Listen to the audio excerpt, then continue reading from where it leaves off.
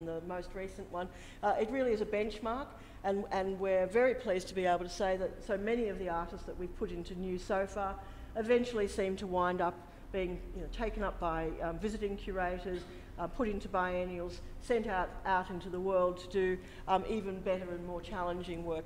We generally tend to do about 6 or 7 of these commissions in the one, and what I decided, because we are such a large space, that I would always do that and value add each of those things to each other rather than allocating, say, a project space, because we have a lot of project spaces in Melbourne. We have Gertrude Street, as I've mentioned. We have all of those REs as well. So I didn't believe it was right that ACCA actually duplicate the behaviour of those smaller spaces, rather make a grander gesture and put a bit of an apparatus around that. So we put quite an effort into our marketing for new. It's really become an exceptional part of our calendar, and it's one of our most highly visited shows in the year, and it's just great. This is James Lynch's work, a little bit Kabakovian, as you can see, and this animation that he makes, this was part of Neo 5, I think, curated by Max Delaney, and that's the other thing that the new series is interested in doing, and that is involving other curators. Charlotte will be the next one.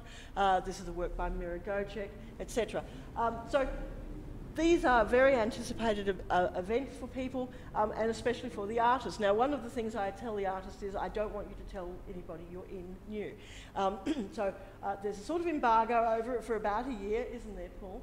Yes, but that is partly because I think it's such an ambitious thing that you don't want people being white-anted by the process. This is another show we did with, it was called A Molecular History of Everything. On the wall there, that drawing is by Dave Muller. He's an American artist, and that is a plotting of rock and roll that goes backwards and forwards. It's a great kind of thing, really. In the foreground, an Australian artist, Nick Mangan. This little